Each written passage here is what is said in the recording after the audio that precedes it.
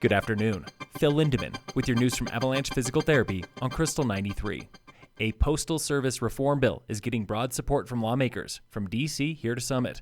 County Commissioner Tamara Pogue. I'm certainly optimistic. I'm more optimistic about this than I have been about anything else in this U.S. Postal Service conversation thus far. Senator Michael Bennet also endorses the bill. It gives the Postal Service $57 billion and could even save money over a decade. The U.S. Postal Service is really underfunded, and that is a huge part of the problem in terms of delivery to communities like ours. But does it pay for new post offices? One of the biggest requests here in mountain towns. I don't think so, but one of the things it could potentially allow for is more boxes in our current post offices so that folks can have an easier time getting their mail rather than waiting in long lines. This bill still needs Senate approval. Sales taxes in Frisco topped $12 million last year, 14% higher than 2020, the previous record holder. December was the single biggest month for tax revenue ever in town history. Frisco lodges rebounded big, up 44% since shutdown, but short-term rentals are the new cash cow. In just 2 years from 2019, Frisco's STR tax revenue nearly doubled to just under $500,000. In that same time, revenue at traditional lodges fell, and 2 lodges just off of the interstate closed. But good news for the old Baymont Inn at Exit 203. Renovations there are nearly finished for opening day sometime in coming months.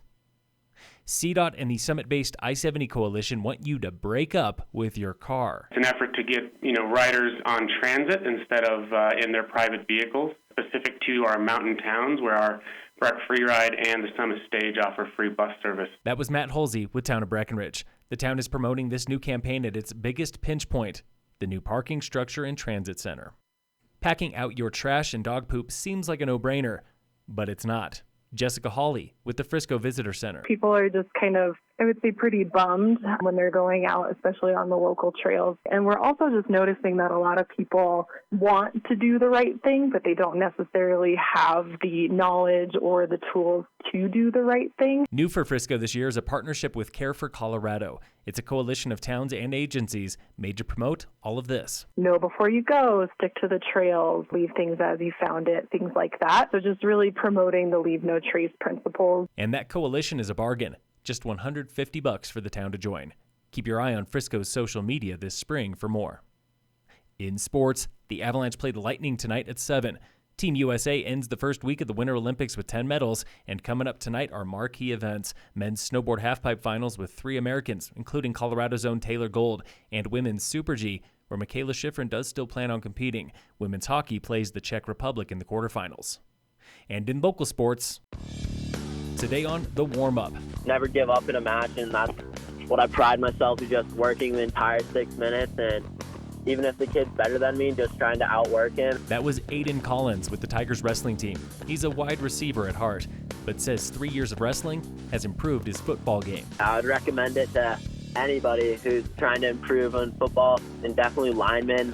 Graham Callis, he wrestled his sophomore year, and coming into junior year, he's a completely different football player. Aiden is getting better at wrestling too.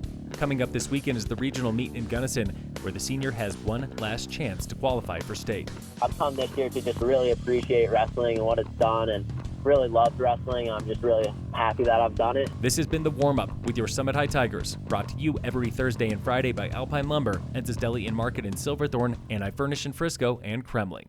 In other Preps news, Summit High boys and girls basketball face Basalt at home tonight. Phil Lindemann with your news from Avalanche Physical Therapy on Krystal 93.